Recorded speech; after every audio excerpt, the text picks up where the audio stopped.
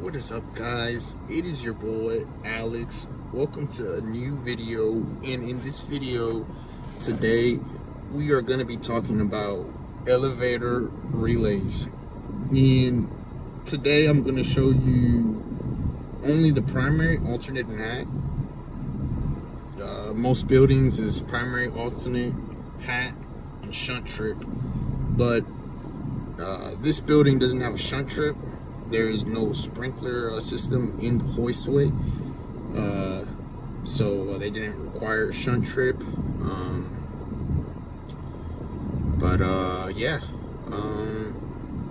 Let's get into the video. Alrighty, guys, I'm here with my chalan. Y'all know, el famoso Eloy. So I'm about to have him smoke that smoke that you guys see up there. And so you got 3 relays in this building. You have your flashing hat, your alternate, your primary, and so this smoke is programmed. So when this gets smoked, when there's a fire here, this will trigger the alternate, and it'll send it to the 2nd floor. So if there are people inside and there's a fire on the 1st, there's people inside in the elevator, to be more specific,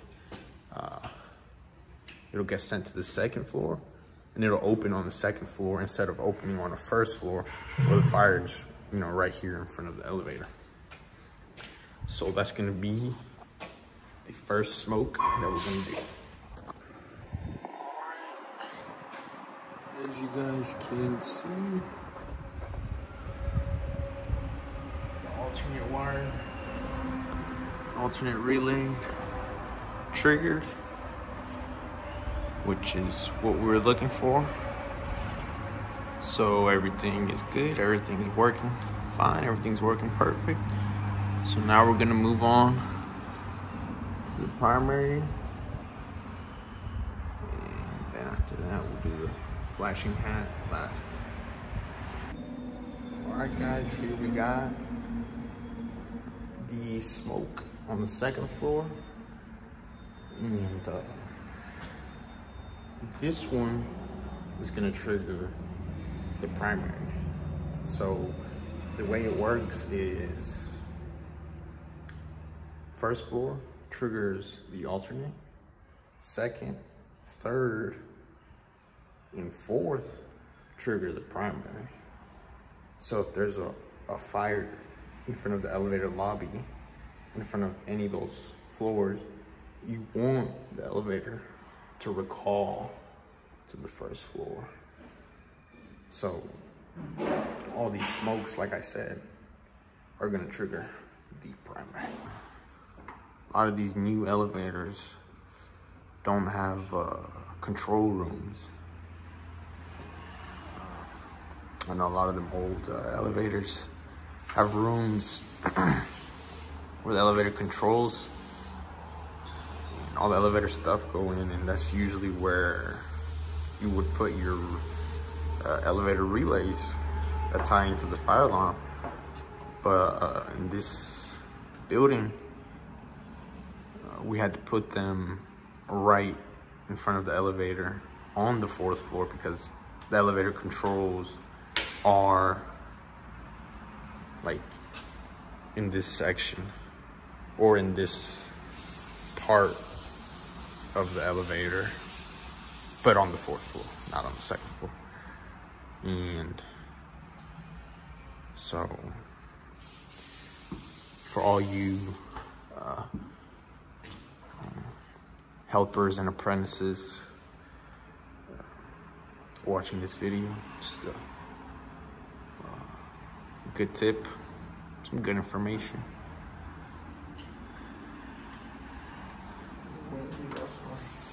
Don't let it whoop you now.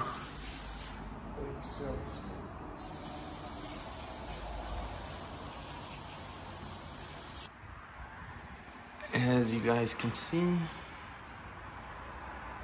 primary relay is triggered. This is what I was talking about. Elevator controls.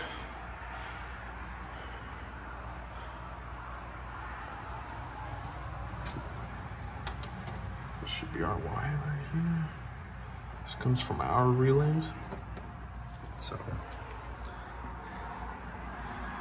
yeah, they don't have elevator control rooms in some of these elevators, so just keep that in mind.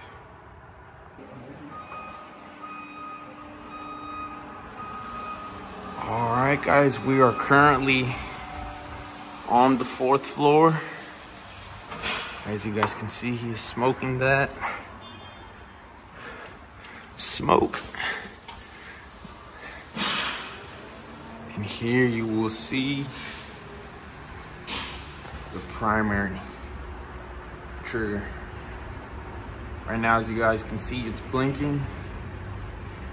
And once that little LED light turns solid, that'll indicate that the relay has been activated. And then it'll recall the elevator down to the 1st floor. There she goes. Yes, sir. And in this case, I won't be able to show you guys the flashing hat. There's a smoke above this this elevator cab, smoke inside the shaft, and that is the smoke that triggers this relay right here. Flashing hat or hat, whatever you want to call it, either or. And but yeah, if we were to smoke that detector, that is the only one that would trigger. As you guys can see, this is the smoke that we just did on the 4th floor. And I know I didn't show you guys the other smokes, but the reason why I want to show you guys this smoke is I want to kind of explain to you how these firelight panels work and how the programming is working. So pretty much these panels have something called zone. And so you guys can see right there, it says Z001, that is zone 1.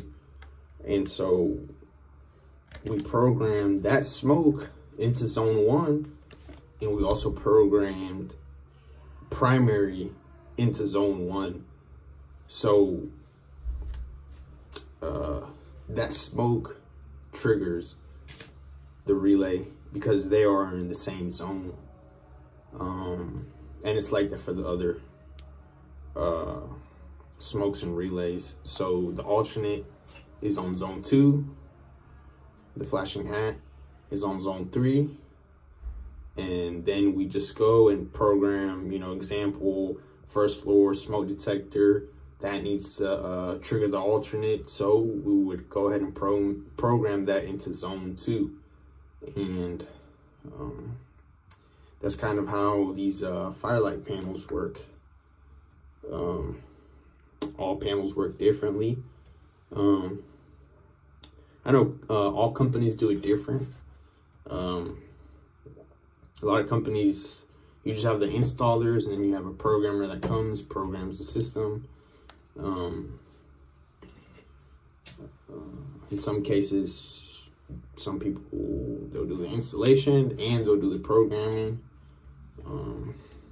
So it just varies, but I just kind of wanted to give you guys a little quick rundown of how the programming works. Nothing complicated, nothing out of this world.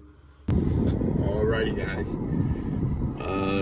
Just wanted to end the video here and kind of give you guys a quick summary of what the video was. Pretty much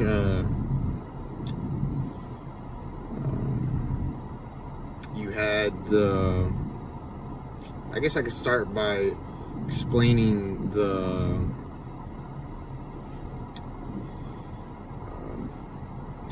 sequence of events, and really what that means, I guess, to simplify that is, you know, what's the first step, second step, third step, fourth step, fifth step, whatever, so on. Your first step is this. Let's say hypothetically there's a fire on the first floor in front of the elevator lobby. So that fire would trigger the smoke that's right there. And once that smoke gets triggered, then the next step would be the elevator, the relay, which would be your alternate, gets triggered. And then the next step would be the relay triggers the elevator and their controls, and that will trigger the cab to recall to the first floor. And in this process, you will have your alarms going off, and then somebody would have to come, and, you know, after maybe the fire is put out or whatever, you know, if the elevator is still working and up and running, and then that's when you would go to the main panel, you know, click acknowledge and reset. Once you reset, then that's when the smoke detector and the relay resets, and then that's when everything goes back to its original state. And you have that same exact process repeat with second floor smoke, third floor smoke, fourth floor lobby smoke. And I have to specify on the fourth floor because this is a 4-story building, and the fourth floor has the smoke in the lobby and has the smoke in the shaft. So the smoke in the shaft triggers the hat, but the smoke in the lobby triggers the primary, because the primary and the alternate kind of have the same function in the sense that they recall the elevator down to a floor, but they don't completely shut down the elevator. So the flashing hat, pretty much how that works is, let's say hypothetically there's a fire inside the shaft, then it'll trigger the smoke in there, and then that smoke will trigger the flashing hat, and the flashing hat will relay that information to the elevator controls. And pretty much what it does is it lets the firefighters know that there's a fire inside the shaft, and that I mean, you know, most likely that the elevator's, you know, not working because it's on fire. So, you know, it's a little different from the primary and alternate, where those pretty much are triggered by fires outside of the elevator. So it might not affect the elevator system, you know, directly. But in this video, we're just talking about primary, alternate, and hat. A lot of people call the alternate secondary, so primary, secondary, hat. But yeah, guys, I hope this video helped you guys. for those, you know, that, you know, are looking to get into fire alarm, or for the helpers that are in fire alarm, but, you know, they're trying to advance in their career. You know, or for those that are, you know, already experienced technicians that probably know this already, and probably, you know more than me. But, you know, if you might just enjoy watching fire alarm content. You know I do. I know sometimes I just, you know, go on YouTube and, you know, watch fire alarm content. But yeah, with that being said, hope you guys have a good one.